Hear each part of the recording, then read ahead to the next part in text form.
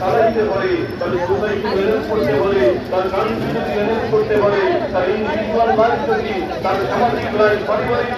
Life, আর্থিক জীবন যদি সে সুন্দরভাবে সুন্দর বাচ্চাকে চালাইতে পারে, আল্লাহর কসম লাগে এই আমিন।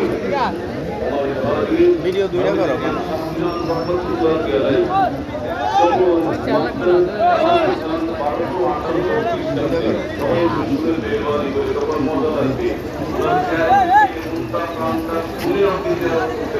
কত কষ্ট তিনি করেছেন, ওনারা